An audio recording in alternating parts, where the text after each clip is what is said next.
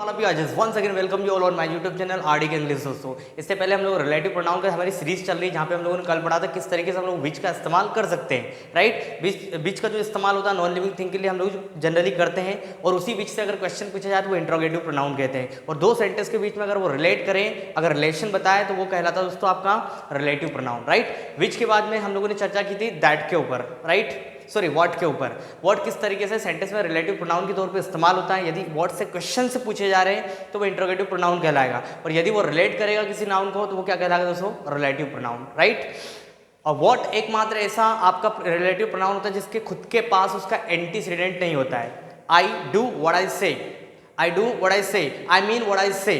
इन सारे तमाम प्रकार के सेंटेंस में हम लोगों ने ये जानने की कोशिश की थी कि इस सेंटेंस में व्हाट का रिलेटिव एंटीसीडेंट नहीं होता है। राइट, तो today we are going to learn about that. Right दोस्तों, तो today I am going to discuss about that, किस तरीके से दैट का हम लोग सेंटेंस में इस्तेमाल कर सकते हैं। जनरली दैट का हम लोग तीन तरीके से तीन जगह इस्तेमाल करते हैं। जब आपके सेंटेंस में एक नॉन लिविंग वस्तु हो, एक लिविंग वस्तु हो, एक नॉन लिविंग हो और एक लिविंग हो, या कोई गाय जानवर कोई भी हो सकता है, एक लिविंग और कोई भी एनिमल हो सकता है, उस कंडीशन हम लोग किसका इस्तेमाल करते हैं, दैट का। दूसरा, यदि आपके सेंटेंस में एवरी आ जाए, एवरीथिंग आ जाए, नथिंग आ जाए, ऑल आ जाए, ठीक है ना, some of, any of, the few, the little, इन सारे तमाम प्रकार के शब्दों के साथ भी हम लोग दैट का इस्तेमाल करते हैं। राइट, और तीसरा मेरा जो पॉइंट है सुपरलेटिव डिग्री में हम लोग किसका इस्तेमाल करते हैं दोस्तों, हमेशा दैट का इस्तेमाल किया जाता है। तो तीनों को हम लोग वन बाय वन समझने की कोशिश करेंगे, लेकिन फर्स्ट दैट का कॉमन यूज हम लोग देखते हैं किस तरीके से। जब आपके सेंटेंस में एक नॉन लिविंग वस्तु हो, एक लिविंग वस्तु हो, तब वहाँ पे क्या लगाया जाता है दोस्तों, दैट लगाया जाता है। तो let's have a glance on some sentences. Okay guys, let's have a glance on some more exercise, right?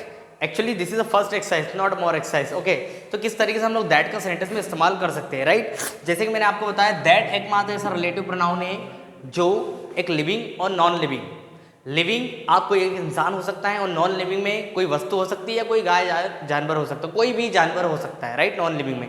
तो अगर दो ये सेंटेंस में अगर अपेयर हो तो आप वहाँ पर क्या लगाओगे दोस्तों, वहाँ पर दैट का इस्तेमाल करोगे, ना तो विच का इस्तेमाल करोगे, ना हु ना हुम, किसका इस्तेमाल किया जाएगा, दैट का। तो देखिए sentence, the teacher and his dog, दो यहाँ पर एंटीसीडेंट मौजूद हैं, the teacher and his dog. एक तो आपका टीचर क्या है, लिविंग, और दूसरा डॉग क्या है आपका, non living. Generally English grammar इसको नॉन लिविंग मानती है, जैसे मैंने आपको विच में बताया था ना, लेकिन कॉलोकियल लैंग्वेज में आप हु का इस्तेमाल कर सकते हो बोलचाल की भाषा में, लेकिन कॉम्पिटिटिव स्टैंडर्ड इंग्लिश में हमेशा डॉग के लिए विच लिखा जाएगा। राइट, इंग्लिश इसको रिजेक्ट कर देती है, कॉम्पिटिटिव इंग्लिश। राइट, तो the teacher and his dog, एक आपका टीचर है और एक डॉग है। मान लो कि यहाँ पर टीचर नहीं होता तो मैं डॉग के लिए क्या लिख देता, विच। अगर डॉग नहीं होता, ओनली टीचर होता, तो रिलेटिव प्रोनाउन क्या लिख देता मैं, हु। राइट, तो the teacher and his dog, तो यहाँ मस्ट बी क्या लिखा जाएगा, क्या लिखा जाएगा दोस्तों, that. Right, the teacher and his dog that are generally seen around, वो वहाँ पर दिखाई दिए। राइट, सेकंड सेंटेंस में देखते हैं हम लोग, the woman and his bag, again I would से the woman and his bag dash were seen yesterday, एक औरत और उसका कोई बैग की बात हो रही है जो देखे गए थे, राइट, कल देखे गए थे। अब यहाँ पर देखो दो आपके क्या हो गए दोस्तों, एंटीसीडेंट, या आप बोल सकते हो नाउन है, एक तो आपका वुमन है और दूसरा क्या होगा आपका बैग। अगर दोनों में से कोई एक मौजूद होता है तो इससे पहले हम ऑलरेडी पढ़ चुके हैं, हु, हुम, विच। राइट, जब दो आपके एक लिविंग और नॉन लिविंग आए तो हमेशा किसका इस्तेमाल किया जाता है, दैट का। तो यहाँ पर भी क्या आएगा, that. The woman and his bag that were actually seen yesterday. Is that clear? अगला है सेंटेंस में ना, the boy and his bag, the boy and his bag dash were found near the station. Again किसके साथ जाओगे आप, that के साथ जाओगे, क्योंकि यहाँ पर बॉय का जिक्र हुआ, किसका जिक्र हुआ दोस्तों, बैग का। तो तीन एक्सरसाइज से मैंने आपको समझाने की कोशिश किस तरीके से दैट का हम लोग इस्तेमाल कॉमन तौर पे एक लिविंग और एक नॉन लिविंग के लिए हम लोग कर सकते हैं। राइट, अगर सिर्फ लिविंग की बात हुई, नॉन लिविंग की नहीं हुई, तो विच का हु का इस्तेमाल करोगे, और नॉन लिविंग की बात हुई तो किसका इस्तेमाल करोगे, that you have actually done already, that which. Is that clear दोस्तों? So let's have a glance some more exercise, right. Okay guys, so let's have a glance on some more advanced sentences, right? Here we are going to learn, आपको ये keywords आपको याद रखना है, इन शब्दों को आपको याद रखना है। देखो, ऑल, नथिंग, एवरीथिंग, सम, ठीक है ना, नन, सम, फ्यू और ओनली, इन तमाम प्रकार के शब्दों के साथ हमेशा किसके पैर जमती है, दैट की।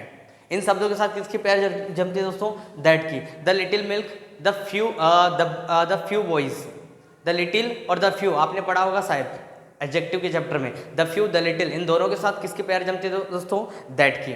आपने बोलचाल में सुना होगा the little milk that I had given to him, the little milk that I had, the little milk that I had given to him. जो थोड़ा कुछ मेरे पास जो दूध था वो पूरा का पूरा किसको दे दिया गया, उसे दे दिया गया। तो हमेशा द लिटिल द फ्यू इनके साथ हमेशा जो पेयर जमती किसकी जमती दोस्तों, दैट की, राइट। तो देखते हैं कुछ सेंटेंसेस किस तरीके से सेंटेंसेस में हम लोग दैट का इस्तेमाल कर सकते हैं इन शब्दों के साथ, राइट। मैंने लिखा I have told you everything, मैं तुम्हें सब कुछ बता दिया है। I have told you everything, everything के साथ जैसे मैंने क्या कहा कि एवरीथिंग के साथ हमेशा पेयर किसकी जमेगी, दैट की। यहाँ पर आप अगर आपको नहीं पता होगा, जनरली बहुत सारे बच्चे ऐसा पाया गया है कि बच्चे यहाँ पे क्या लिख के आते हैं, व्हाट, विच, जनरली ये इस्तेमाल करके आते हैं, लेकिन हमेशा एवरीथिंग के साथ किसकी जो पेयर जमेगी दोस्तों, दैट की। I have told you everything that I had, मैंने वो तुम्हें सब कुछ बता दिया जो मैं जानता था, जो मेरे पास था, राइट। अगला सेंटेंस देखें, he got the few books, उसने कुछ किताब लेके आया, right. Days she lost yesterday, जो उसने कल खो दी थी। अब लाने वाला कौन है यहाँ पर, शी कर लो, क्योंकि सेकंड जो है आपका सब्जेक्ट वही उस पर वर्क कर रहा है generally. She got few books, उसे कुछ किताब मिली। डेज शी लॉस्ट यस्टरडे, जो उसने कल खो दी थी। अब यहाँ पे मैंने क्या बताया, द फ्यू हो, द लिटिल हो, हमेशा इसकी पेयर किसके साथ जमेगी दोस्तों, दैट के साथ। तो रिलेटिव प्रोनाउन वहाँ पे कौन सा इस्तेमाल किया जाएगा, that. She got the few books, she got the few books that she lost yesterday, clear. आगे देखते हैं, अगला है we do nothing, we do nothing, मैं ऐसा कुछ नहीं करता हूँ जो तुम्हें चोट पहुँचाए, मैं ऐसा कुछ नहीं करता जो तुम्हें चोट पहुँचाए। वी डू नथिंग, नथिंग के साथ भी पेयर किसकी जमेगी, दैट की। नथिंग के साथ भी पेयर किसकी जमेगी, दैट की। We do nothing that can hurt you, right. अगला सेंटेंस देखो, this is the only herb, herb का मतलब होता है जड़ी बूटी generally. This is the only herb, ये एकमात्र आपकी जड़ी बूटी है, या एक प्रकार से मेडिसिन बोल सकते हो, कैन सेव यू। हमेशा द ओनली, द लिटिल सबके साथ पेयर किसकी जमती है दोस्तों, रिलेटिव प्रोनाउन दैट की। तो this is the only herb that can save her, right. ये एकमात्र जड़ी बूटी है जो उसकी जान बचा सकती है। You have asked the same questions that he had, तुमने वही क्वेश्चन पूछे जो उसके पास थे। अगेन द सम की पेयर भी किसके साथ जमेगी दोस्तों, दैट के साथ, क्लियर। तो दैट एक ऐसा रिलेटिव प्रोनाउन है जो अपने साथ कुछ शब्दों को लेके आता है, जनरली उनके साथ उसकी जोड़ी जमती है। जैसे मैंने लिखा all, nothing, everything, none, some and few and only. I hope कि आपको ये चीज़ें समझ आएगी किस तरीके से दैट कुछ शब्दों के साथ पेयर में आता है और हमेशा दैट की पेयर उनसे ही जमती है। आप वहाँ पे जनरली विच का इस्तेमाल नहीं कर सकते, ना हु ना हुम। हु और हुम का तो इस्तेमाल किया ही नहीं जा सकता क्योंकि वो इंसानों के लिए होता है। हुम ऑब्जेक्टिव केस और हु सब्जेक्टिव केस। चलिए कुछ और एक्सरसाइज देखते हैं जहाँ पर मैं आपको बताना चाहूँगा किस तरीके से दैट का इस्तेमाल हम लोग सुपरलेटिव डिग्री में कर सकते हैं, right. Okay guys, let's have glance on some more exercise, किस तरीके से दैट का इस्तेमाल सुपरलेटिव डिग्री में किया जाता है। देखिए मैंने कुछ सेंटेंसेस लिखना चाहा और आपको समझाने की कोशिश की है। Sorry for this, actually that us a superlative degree, superlative degree. Okay, superlative degree में दैट का इस्तेमाल हम लोग कैसे कर सकते हैं, सुपरलेटिव डिग्री में दैट का इस्तेमाल हम लोग कैसे कर सकते हैं। देखिए, he is the most handsome boy, right, he is the most handsome boy dash I have ever scene. वह इतना ज़्यादा मतलब हैंडसम लड़का है जो मैंने अपनी ज़िंदगी में पहली बार देखा। अब यहाँ पर देखो दोस्तों, मोस्ट आपका क्या है, सुपरलेटिव फॉर्म है, किसका, मोस्ट क्या है आपका, सुपरलेटिव फॉर्म है। हैंडसम की क्वालिटी को और बढ़ाकर बता रहा है कौन, मोस्ट, बहुत ज़्यादा हैंडसम बॉय। अगर मान लो यहाँ पर मोस्ट नहीं होता, अगर यहाँ पर मोस्ट नहीं होता, जनरली यहाँ पर क्या आएगा आपका, यहाँ पर आपको लिखना पड़ेगा that he is the most handsome boy that I have ever scene.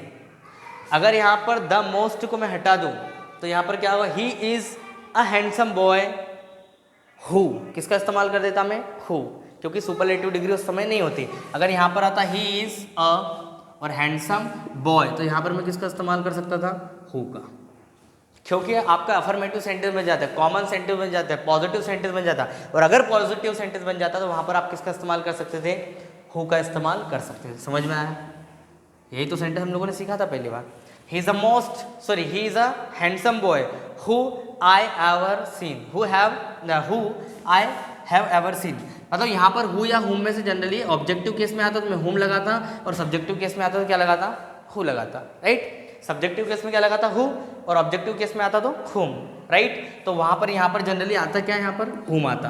लेकिन यहाँ पर ऐसी कोई कंडीशन नहीं, यहाँ पर क्या लगा हुआ ऑलरेडी, आपकी सुपरलेटिव डिग्री लगी है, और सुपरलेटिव डिग्री में हमेशा किसका इस्तेमाल किया जाता है दोस्तों, दैट का इस्तेमाल किया जाता है। क्लियर। तो he is the most handsome boy that I have ever scene. Is it clear.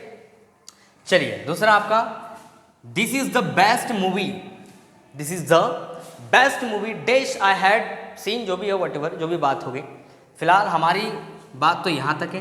This is the best movie, good better best, that I had seen, right. हमेशा सुपरलेटिव डिग्री के साथ क्या आएगा दोस्तों, दैट का इस्तेमाल किया जाएगा। आगे देखते हैं, this is the longest river dash can be seen, यह दुनिया की सबसे लंबी नदी जो देखी जा सकती है, कहाँ से निकली है कहाँ तक बह रही है, ऐसा कहने का तात्पर्य है सेंटेंस का, ठीक है ना। तो this is the longest river, again यहाँ पर किसके क्या आएगा दोस्तों, दैट। कौन सा रिलेटिव प्रोनाउन आएगा, that.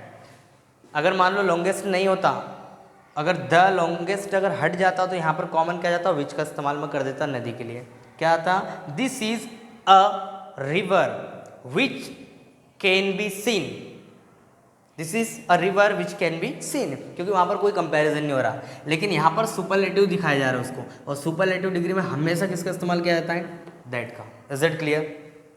And he is the tallest boy dash he has seen in his life, again यहाँ पर क्या आएगा दोस्तों, that. Is it clear. The tallest को अगर हटा देता यहाँ पे क्या लिख देता मैं, होम, क्या लिख देता, होम।